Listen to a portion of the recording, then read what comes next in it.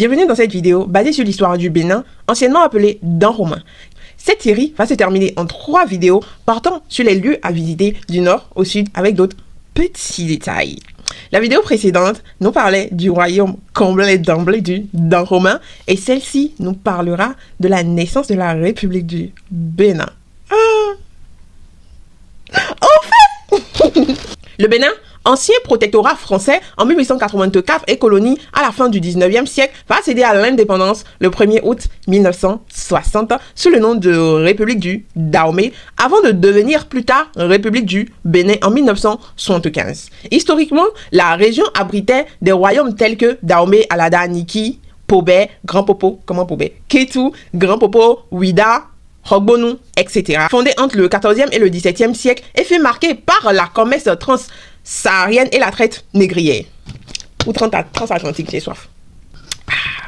Au 18e siècle, de Dahomey, sous le roi Agadja, va atteindre la côte atlantique, mais va perdre son indépendance en 1894 face à la colonie française. Après l'indépendance en 1960, le pays va connaître une instabilité politique marquée par des coups d'État, notamment celui de 1972, qui porta Mathieu Kérékou au pouvoir et va établir un régime marxiste-léninisme.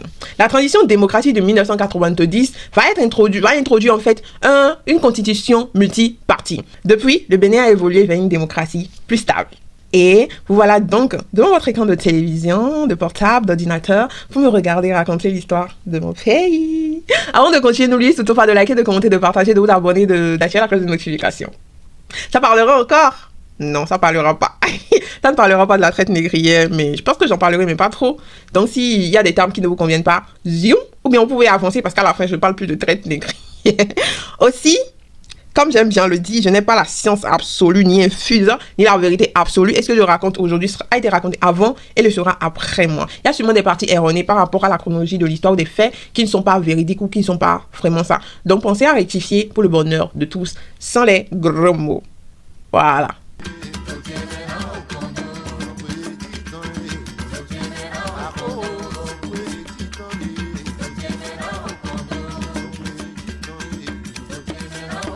Le territoire de l'actuel Bénin faisait partie en fait du royaume du Dahomey, une entité politique et culturelle puissante avant l'arrivée des Européens. Ce fut annexé par la France à la fin du 19e siècle à la suite de plusieurs guerres. En fait, en 1894, la colonie française a été intégrée à l'Afrique occidentale française, encore appelée AOF.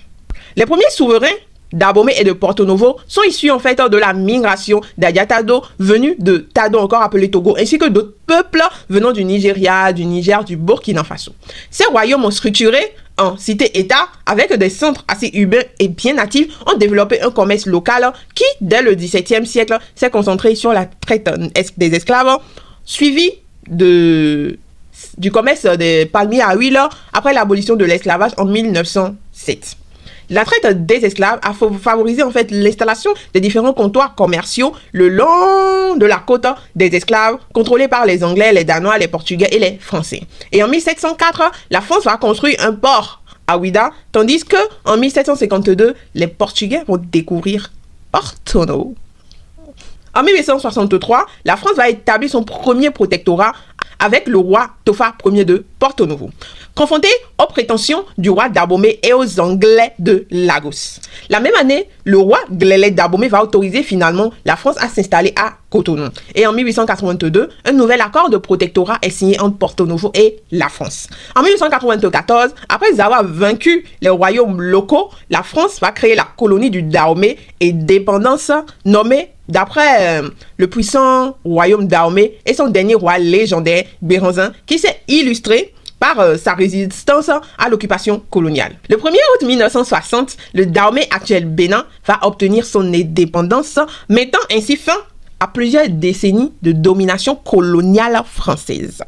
Hubert Maga va devenir le premier président et le pays va entreprendre de bâtir une nation en s'appuyant sur son riche héritage historique et culturel tout en affrontant les différents défis politiques et économiques.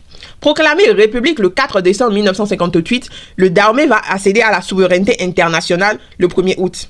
Et depuis février 1990, le pays va s'illustrer par son processus démocratique qui était assez exemplaire, initié lors de la conférence nationale des forces vives de la nation. Ce processus a permis à l'organisation de plusieurs élections présidentielles, législatives et locales, favorisant ainsi une alternance politique assez régulière. Et en l'espace de 15 ans, le libéralisme politique a engendré 3 différentes transitions pacifiques au sommet de l'État.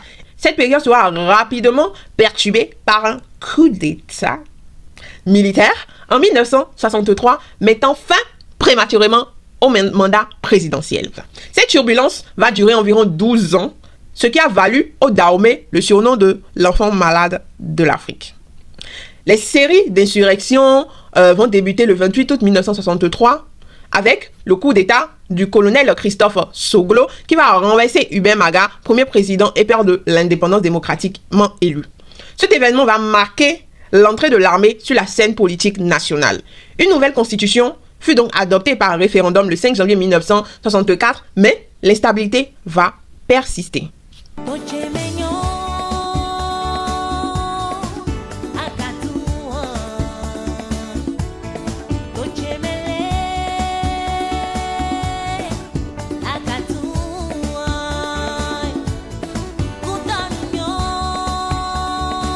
Le 17 décembre 1967, Christophe Soglo fut lui-même renversé par de jeunes officiers militaires.